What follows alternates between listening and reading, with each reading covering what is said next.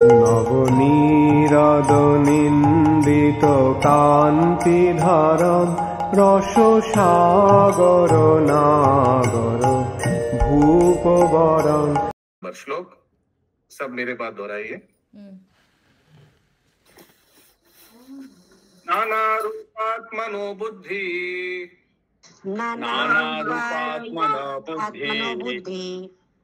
स्वैरीनीव गुणान्विता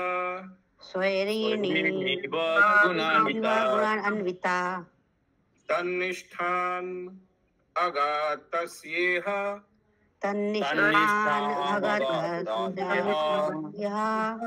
किम सत्कर्मभिर्भवेत्।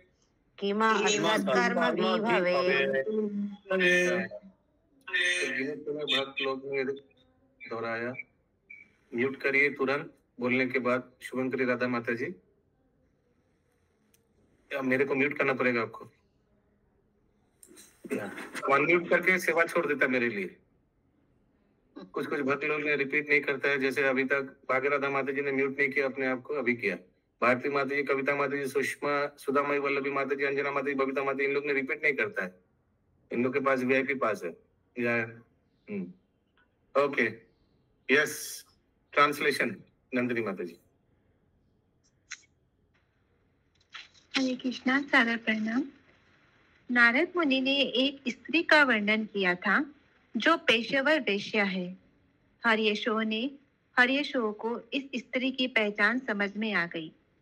रजोगुण से मिश्रित हुई प्रत्येक जीव की अस्थिर बुद्धि वेश्या के समान है, जो किसी के ध्यान को आकृष्ट करने के लिए अपने वस्त्र बदलती रहती है। यदि कोई मनुष्य यह जाने बिना कि यह किस तरह हो रहा है, पूरी तरह क्षणभंगुर सकाम कर्मों में लगा रहता है, तो उसे वास्तव में क्या लाभ मिलता है? तो स्त्री का वर्णन भी करते हैं। कौन सा श्लोक में ये सब वर्णन करता है? ये सब वर्णन करता है 6, 7, 8 में, शशि माता जी। और स्त्री वाला जो एनालॉजी था वो कितना नंबर था उसमें, शशि माता जी? 4 था। 4 नंबर। मैंने सब एक एक करके लिखवाया था जी। Okay, so mixed with mode of passion, the unsteady intelligence of every living entity is like a prostitute. तो हम लोग का जो असती मति है, इंटेलिजेंस है, बुद्धि, असती बुद्धि, उसको स्त्री से कंपेयर किया गया है। तात्पर्य, जिस स्त्री का पति नहीं होता वह अपने को स्वतंत्र घोषित कर देती है, जिसका अर्थ है कि वह वेश्या बन जाती है। वेश्या सामान्यतया अपने शरीर के अधोभाग के प्रति मनुष्य का ध्यान आकृष्ट करने के उद्देश्य से नाना प्रकार के वस्त्र धारण करती है। आजकल स्त्री के लिए नग्न प्राय घूमने, अपने शरीर के अधोभाग को किंचित ही ढकने का अत्यधिक विज्ञापित फैशन इसीलिए चल पड़ा है, जिससे मनुष्य का ध्यान यौन सुख के लिए उसके गुप्त अंगों की ओर खींचे। अपने शरीर के अधोभाग की ओर मनुष्य को आकृष्ट करने में लगाई जाने वाली बुद्धि एक पेशेवर वेश्या की बुद्धि होती है। इसी तरह जो व्यक्ति कृष्ण के या कृष्ण भावना अमृत आंदोलन के प्रति अपना ध्यान नहीं मोड़ता, उस जीव की बुद्धि वेश्या की ही तरह केवल वस्त्र बदलती रहती है। ऐसी मूर्खतापूर्ण बुद्धि से क्या लाभ? मनुष्य को बुद्धिपूर्वक इस तरह से सचेत होना चाहिए कि उसे एक शरीर से दूसरे शरीर में बदलाव न करना पड़े। कर्मीजन किसी भी क्षण अपने पेशे बदल देते हैं, किंतु कृष्ण भावना भावित व्यक्ति अपना पेशा नहीं बदलता, क्योंकि उसका एकमात्र पेशा हरे कृष्ण मंत्र के कीर्तन द्वारा कृष्ण का ध्यान आकृष्ट करना तथा नित्य फैशन में न बदलकर अत्यंत सादा जीवन बिताना है। हमारे कृष्ण भावना अमृत आंदोलन में फैशन परस्त लोगों को एक ही फैशन, सिर मुड़ाए तथा तिलक धारण किए वैष्णव वेश अपनाने की शिक्षा दी जाती है। उन्हें मन, वस्त्र तथा भोजन में सदैव स्वच्छ रहने की शिक्षा दी जाती है, जिससे वे कृष्ण भावना अमृत में स्थिर हो सके। अपने वस्त्र को बदलते रहने से, कभी लंबे बाल तथा लंबी दाढ़ी रखने से, तो कभी अन्य प्रकार के वेश धारण करने से क्या लाभ? यह अच्छी बात नहीं है। मनुष्य को ऐसे फालतू कार्यों में समय नहीं गंवाना चाहिए। उसे सदैव कृष्ण भावना अमृत में स्थिर रहना चाहिए तथा दृढ़ संकल्प के साथ भक्ति रूप उपचार का सेवन करना चाहिए। हरे कृष्ण।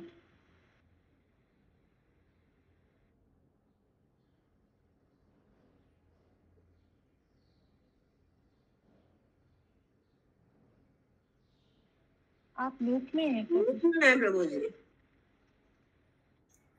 यस, किसी का कोई प्रश्न है? वो जो 8, 6, 7, 8 जो श्लोक था नारद मुनि का 1 से 10 जो समझाया गया था, वो एक एक का लिए अलग अलग श्लोक।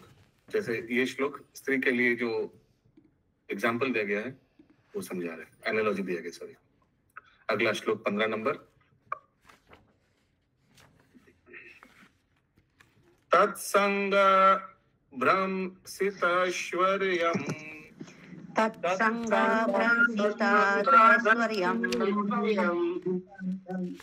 संसरन्तं कुभार्यवत्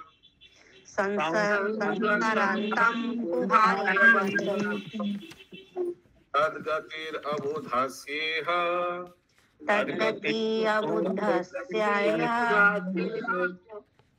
किम सत्कर्मभिर्भवेत्।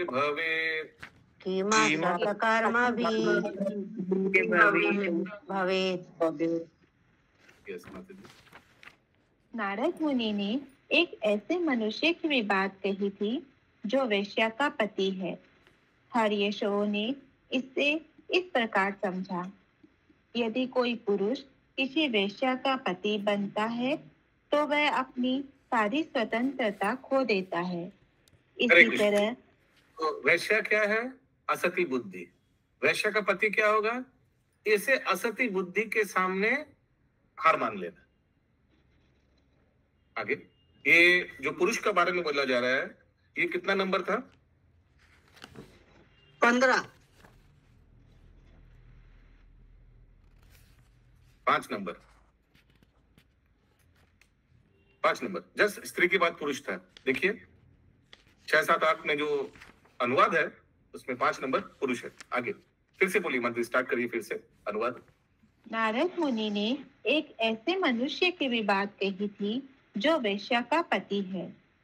हर्षयों ने इसे इस प्रकार समझा, यदि कोई पुरुष किसी वेश्या का पति बनता है तो वह अपनी सारी स्वतंत्रता खो देता है। इसी तरह यदि जीव की बुद्धि दूषित है तो वह अपने भौतिकतावादी जीवन को बढ़ा लेता है। भौतिक प्रकृति से निराश होकर उसे बुद्धि की गतियों का अनुसरण करना पड़ता है, जो सुख तथा दुख की विविध स्थितियों को लाती है। यदि कोई ऐसी स्थितियों में सकाम कर्म करता है तो इससे क्या लाभ होगा? तो बुद्धि अलग अलग गलत चीज जो कृष्णा भक्ति का चीज नहीं है उसमें जाता है, और व्यक्ति भी उसी को फॉलो करते हैं। चलो कर लेते हैं, ये कर लेते हैं, वही कर लेते हैं, ऐसे कुछ तात्पर्य। दूषित बुद्धि की उपमा वेश्या से दी गई है। जिसने अपनी बुद्धि को शुद्ध नहीं बनाया है वह उस वेश्या के द्वारा नियंत्रित कहा जाता है। जैसा कि भगवत गीता 2.41 में कहा गया है, व्यावसायिक आत्मिका बुद्धि रेकेह कुरु नंदन। जो लोग वास्तव में गंभीर है वे एक प्रकार की बुद्धि द्वारा चालित होते हैं, और वह है कृष्ण भावना अमृत की बुद्धि। बहुशाकाहानंताश्च बुद्धयो अव्यवसायिक नाम। जो उचित बुद्धि में स्थिर नहीं है वह जीवन के अनेक गुणों की खोज कर लेता है। इस तरह जैसे सोचिए, देखिए कॉमन जो इस्कॉन से जुड़े हुए हैं उसका और कोई दूसरा चीज करने का समय ही नहीं है। इस्कॉन का अलग अलग एक एक्टिविटी, जॉब करना, यात्रा में जाना, फेस्टिवल अटेंड करना और वगैरह वगैरह, माला सेवा करना, मंदिर में सेवा करना एक्सेट्रा, इसी में फंस जाते हैं।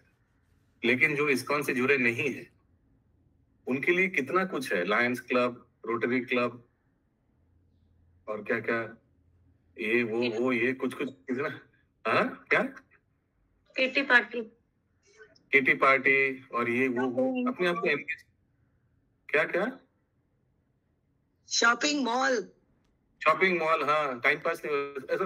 वो बुद्धि को अलग अलग जगह बांट दिया है, समय अलग अलग जगह बांट दिया, यहाँ ये करेगा बिकॉज नहीं तो कैसे ऑक्यूपाई करेंगे। तो उनके लिए अव्यवसायी नाम, व्यवसायत्मिका बुद्धि एक ही हम कुरु नंदना, जो इस्कॉन वाले एक ही हम कुरु नंदना, ओनली कृष्ण और कृष्ण से संबंधित।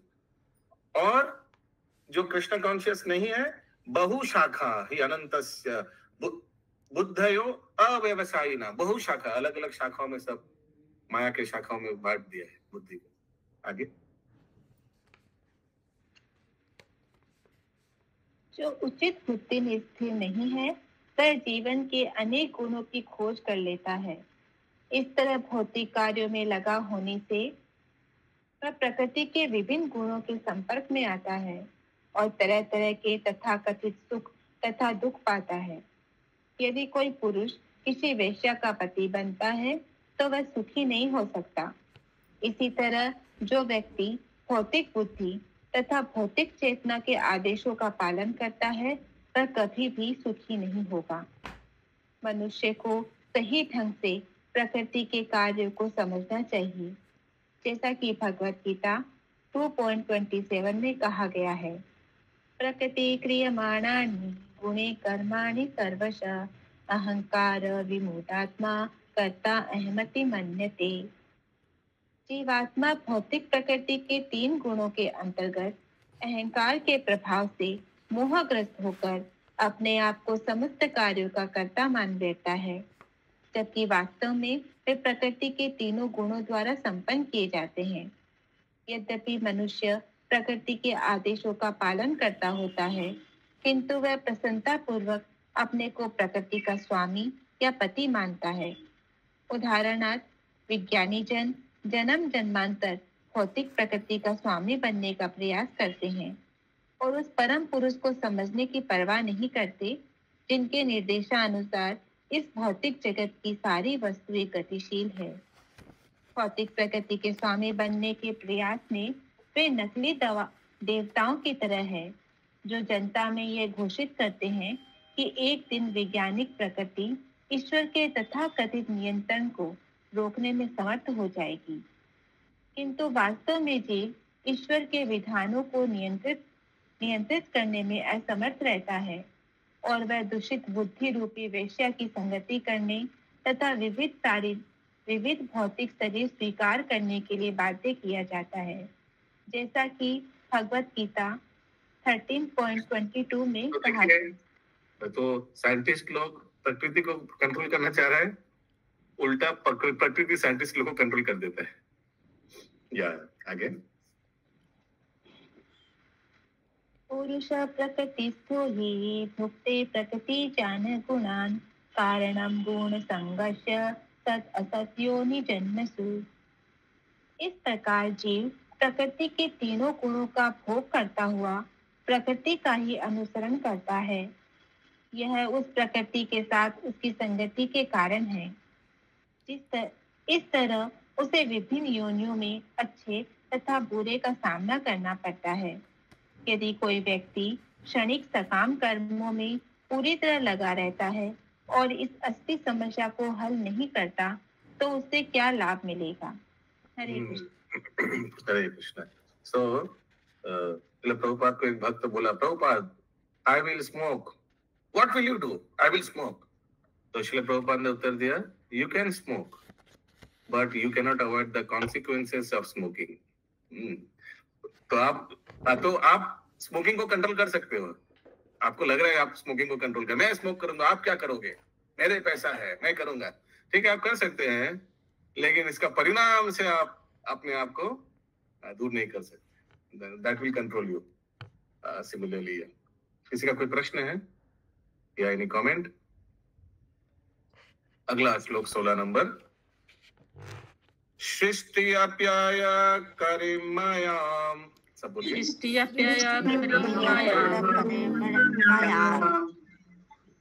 वेला कुलंत वेगिताम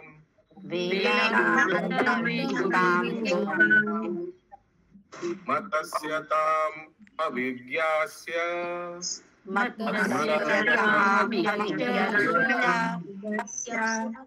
किमसत् कर्मभिर्भवेत्।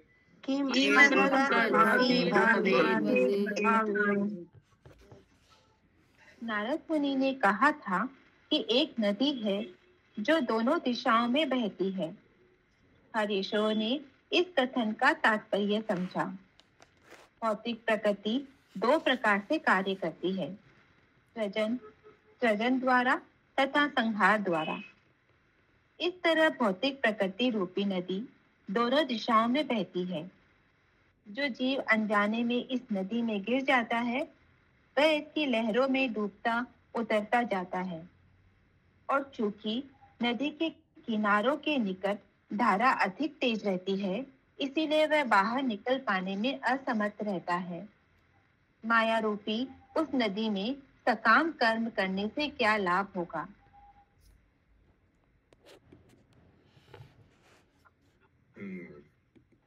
फिर से एक बार ये अनुवाद पढ़िए। नारद मुनि ने कहा था कि एक नदी है जो दोनों दिशाओं में बहती है। हर्षयों ने इस कथन का तात्पर्य समझा। भौतिक प्रकृति दो प्रकार से कार्य करती है, सृजन द्वारा तथा संहार द्वारा। इस भौतिक प्रकृति रूपी नदी दोनों दिशाओं में बहती है। जो जीव अनजाने में इस नदी में गिर जाता है वह इसकी लहरों में डूबता उतरता जाता है, और चूंकि नदी के किनारों के निकट धारा अधिक तेज रहती है, इसीलिए वह बाहर निकल पाने में असमर्थ रहता है। माया रूपी उस नदी में सकाम कर्म करने से क्या लाभ होगा? तात्पर्य: मनुष्य माया रूपी नदी की लहरों में डूबता उतरता रह सकता है, किंतु वह ज्ञान तथा तपस्या के तटों पर आकर इन लहरों से बाहर भी नहीं निकल सकता। किंतु इन किनारों के निकट लहरें बड़ी प्रबल रहती है। अतः यदि वह यह नहीं समझता कि वह लहरों द्वारा कैसे इधर उधर फेंका जा रहा है और वह क्षणिक सकाम कर्मों में लगा रहे, तो उससे क्या लाभ मिलेगा? ब्रह्म संहिता 5 उस व्यक्ति को निकट किनारे में आने का प्रयास करना चाहिए। यही है ना, बीच में इधर उधर जा रहा है, क्योंकि निकट किनारे में क्या है? ज्ञान है। ब्रह्म संहिता में क्या लिखा है?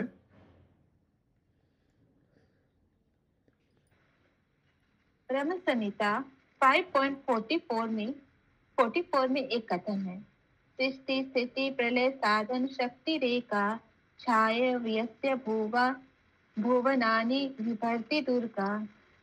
माया शक्ति दुर्गा सृष्टि स्थिति प्रलय का कार्यभार संभालती है और वह भगवान के निर्देशन में कार्य करती है। मया दक्षिण प्रकृति सूयते स चराचरम। जब मनुष्य अविद्या की नदी में गिर जाता है तो वह लहरों द्वारा इधर उधर उछाला जाता है, किंतु वही माया उसे बचा भी सकती है यदि वह कृष्ण की शरण में जाता है या कृष्ण भावना भावित बन जाता है। कृष्ण भावना अमृत ज्ञान तथा तपस्या है। कृष्ण भावना भावित व्यक्ति वैदिक वाड्मय से ज्ञान ग्रहण करता है, किंतु साथ ही साथ उसे तपस्या करनी चाहिए। भौतिक ज्ञान से तो हम लोग क्लास करते हैं, वैदिक साहित्य से हम लोग ज्ञान लेते हैं और उसके साथ साथ हम लोग तपस्या भी करते हैं। क्या क्या तपस्या करते हैं, कोई बताइए? मॉर्निंग में जपा चैंटिंग करना, जपा, स्वाध्याय करना, मंगल आरती करना, ठंड में स्नान करना, भगवान को भोग लगाना, चार नियम पालन करना। Excellent, very good. तो ये साथ साथ चलेगा, एक साइड में ज्ञान आएगा और साथ ही साथ तपस्या भी चलते रहेगा। अगला पैरा। भौतिक जीवन से छुटकारा पाने के लिए मनुष्य को कृष्ण भावनामृत ग्रहण करना चाहिए, अन्यथा यदि वह तथाकथित विज्ञान की प्रकृति में बुरी तरह लगा रहेगा तो उसे कौन सा लाभ प्राप्त होगा? यदि वह प्रकृति की लहरों द्वारा बहा ले जाया जाता है तो महान विज्ञानी या दार्शनिक होने का क्या अर्थ? संसारी विज्ञान तथा दर्शन भी भौतिक सृष्टियां हैं। मनुष्य को समझना चाहिए कि माया किस तरह कार्य करती है और मनुष्य किस तरह अविद्या रूपी नदी की उफनती लहरों से छुड़ाया जा सकता है। यह उसका प्रथम कर्तव्य है। हरे कृष्ण।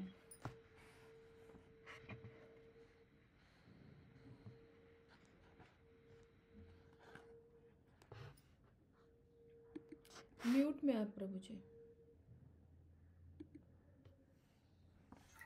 अगला श्लोक 17 नंबर। पंचविंशति तत्वानां पुरुषोद्भूत दर्पण अध्यात्माम् अबुधस्येह किमसत् कर्मभिर्भवेत्।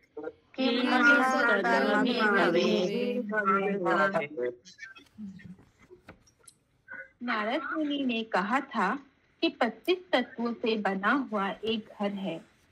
हरेशों कौन सा नंबर? 7। यस, गायत्री माता जी थोड़ा म्यूट कर दीजिए। गायत्री माता जी। नारद मुनि ने कहा था कि 25 तत्वों से बना हुआ एक घर है। हरेशों को ये रूपक समझ में आ गया। भगवान 25 तत्वों के आगार हैं और परम पुरुष होने के कारण कार्य कारण के संचालक रूप में वे अपनी अभिव्यक्ति करते हैं। यदि कोई व्यक्ति क्षणभंगुर सकाम कर्मों में अपने को लगाता है और उस परम पुरुष को नहीं जानता तो उसे क्या लाभ प्राप्त होगा?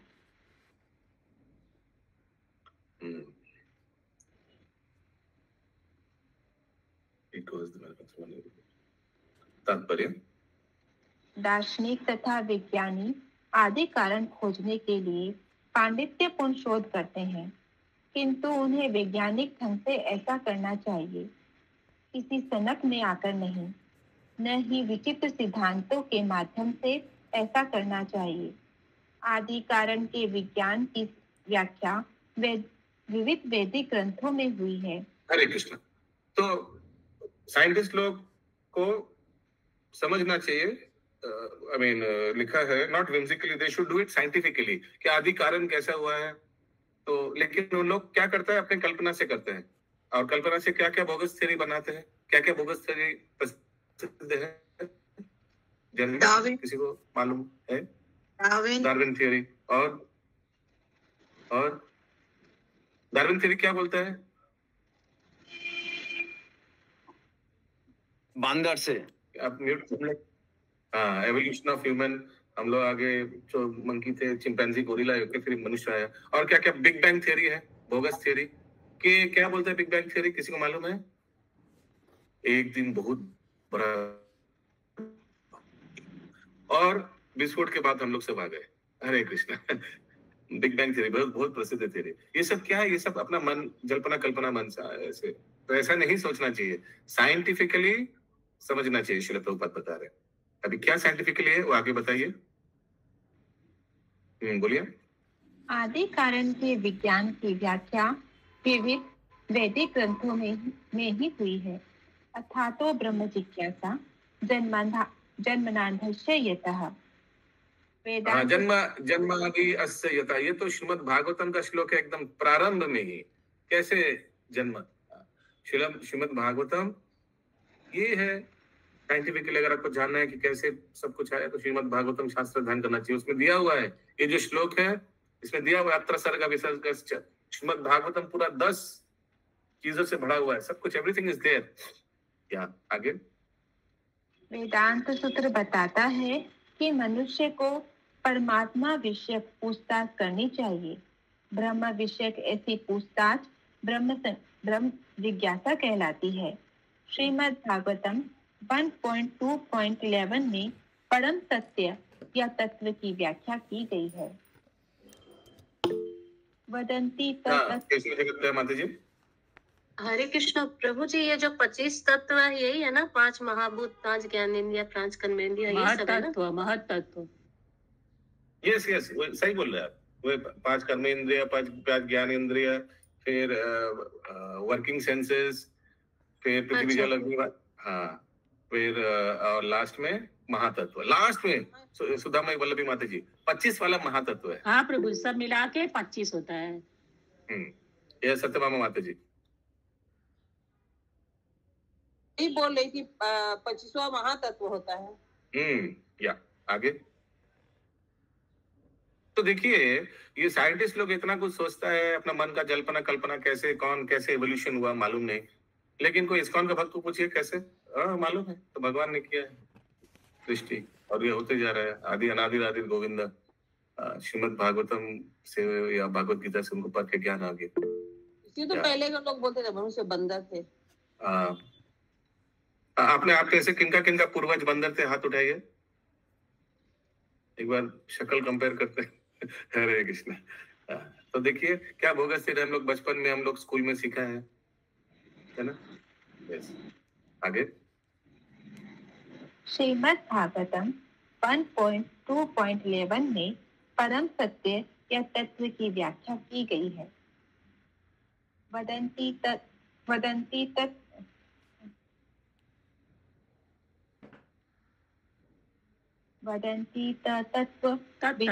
तत्त्वं यच्च ज्ञानं दैयं ब्रह्मेति परमात्मामेति भगवान इति शब्दते।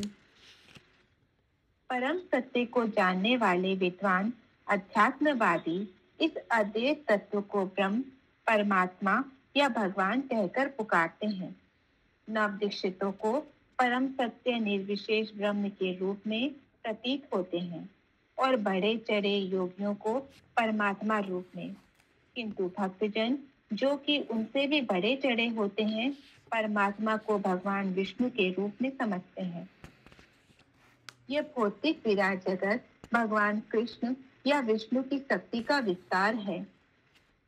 देखिए इस्कॉन के भक्त को ये सब मालूम है, ब्रह्मन, परमात्मा, भगवान, रियलाइजेशन और कैसे भौतिक जगत, एवरीथिंग दे नो। साइंटिस्ट लोग बड़ा पढ़ाई करके, बड़ा यूनिवर्सिटी पढ़ाई करके big bang theory and evolution theory में पढ़ा हुआ है, डार्विन थियरी। आगे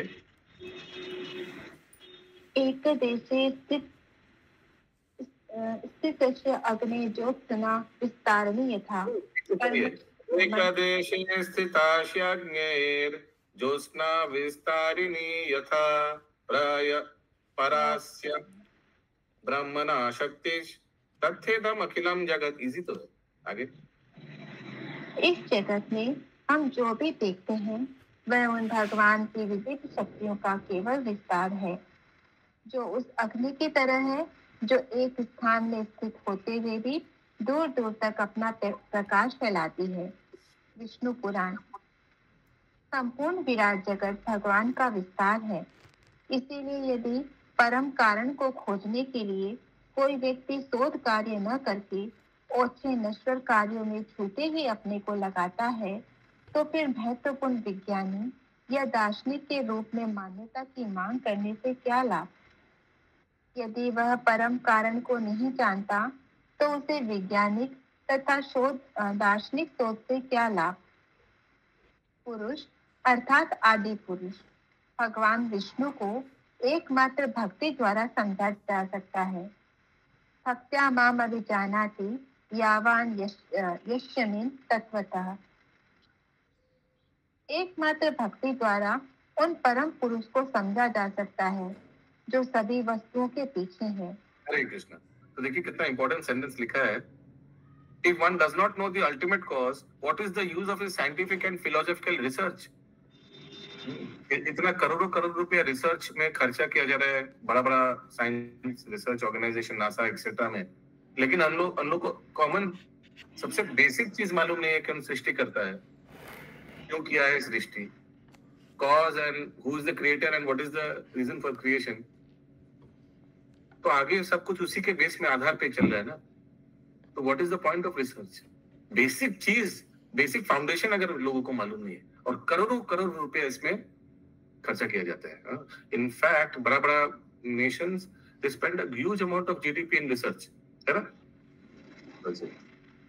आगे मनुष्य को यह समझने का प्रयास करना चाहिए कि भौतिक तत्व भगवान की भिन्न कनिष्ठा शक्ति है और जीव भगवान की आध्यात्मिक शक्ति है।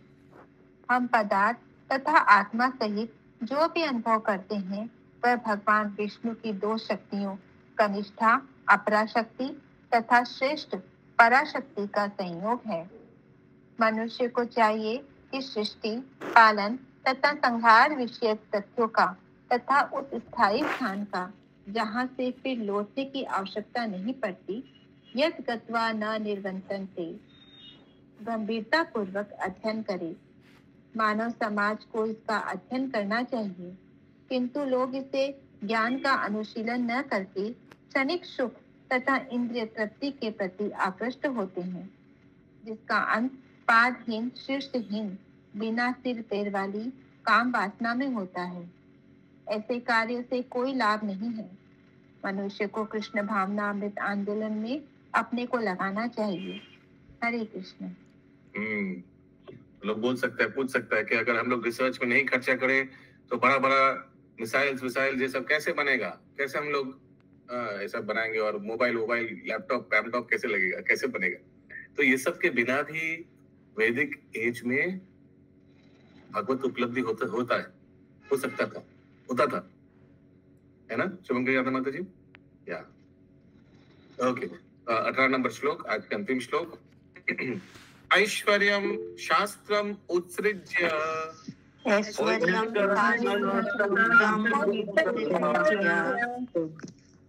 बंध मोक्षानुदर्शनम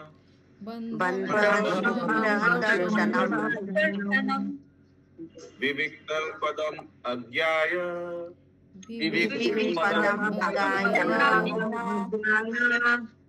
किम असत्कर्मभिर्भवेत्।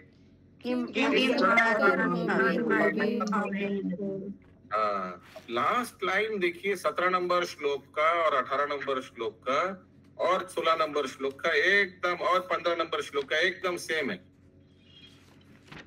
तो ये सब नहीं करने से क्या फायदा है? ये सब नहीं करने से क्या फायदा है? इतना साइंस कुछ जाने से क्या फायदा है? किम असत् कर्मभिर्भवेत्। क्या फायदा है? क्या फायदा है? सब कुछ पढ़ाई कर लिया, ये कर लिया, बड़ा बड़ा डिग्री ला लिया, लेकिन बेसिक चीज नहीं जानते कि ये सब कर्म कांड करके कोई फायदा नहीं है, तो क्या फायदा है?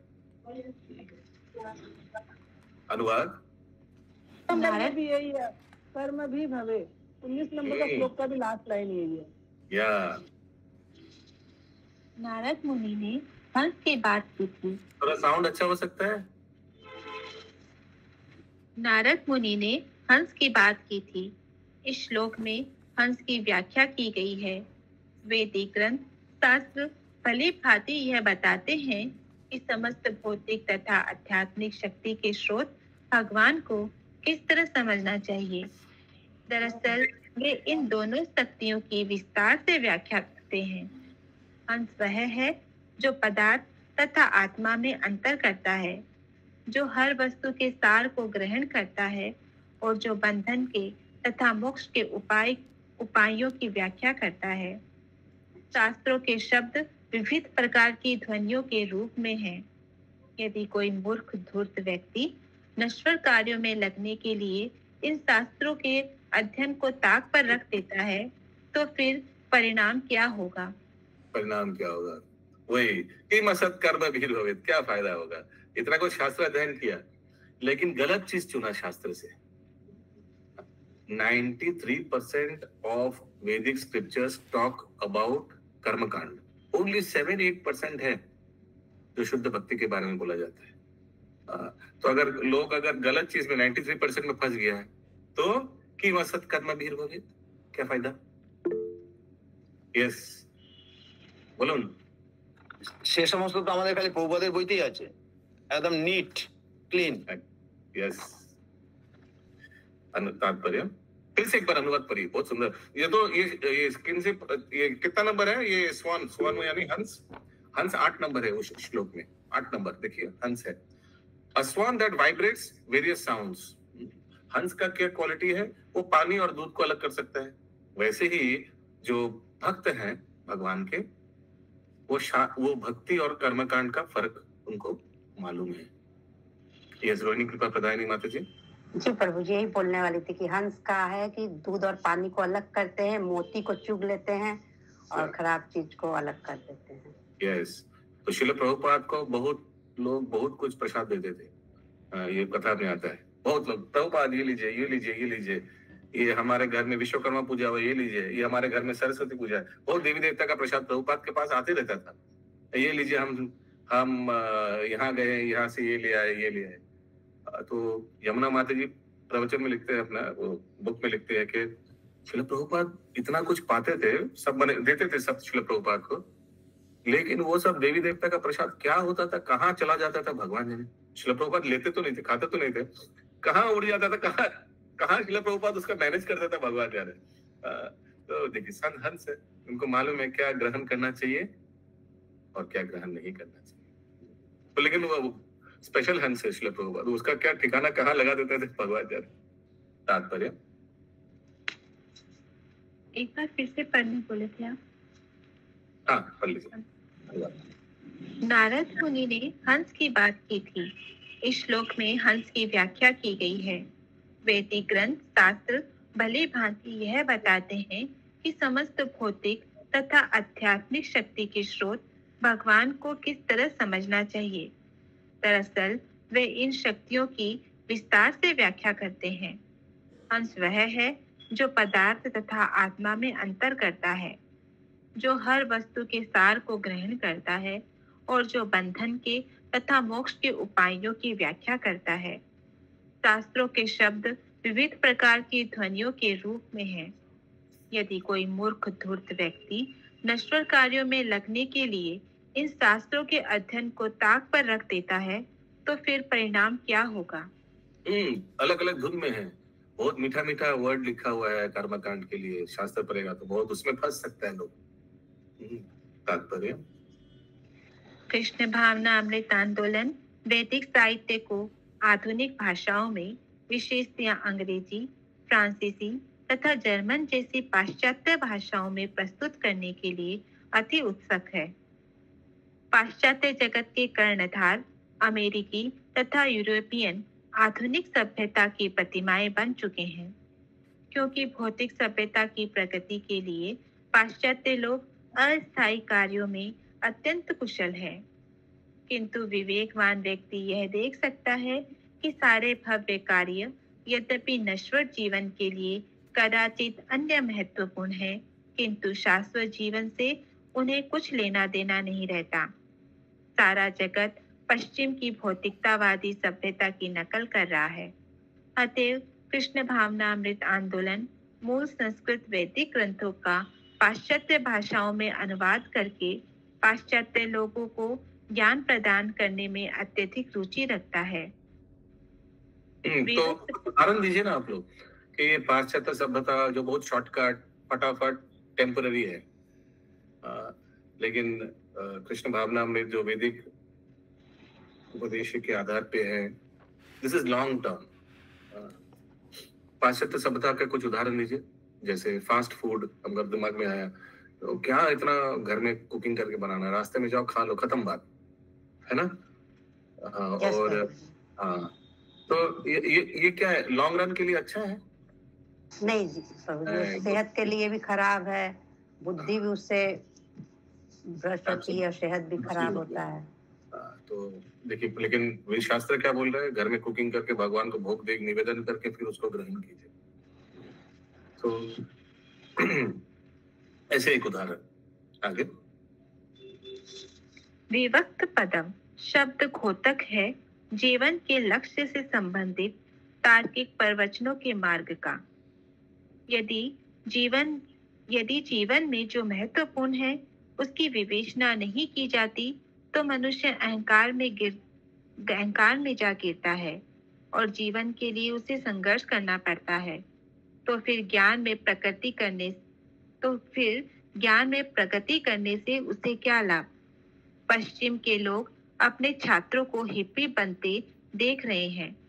यद्यपि विश्वविद्यालयीन शिक्षा के लिए वहाँ भव्य प्रबंध है, किंतु कृष्ण भावनामृत आंदोलन इन गुमराह नशीली दवाओं के अभ्यस्त छात्रों को कृष्ण की सेवा में लगाकर उन्हें मानव समाज के लिए कल्याण के कार्यों की ओर मोड़ने का प्रयास कर रहा है।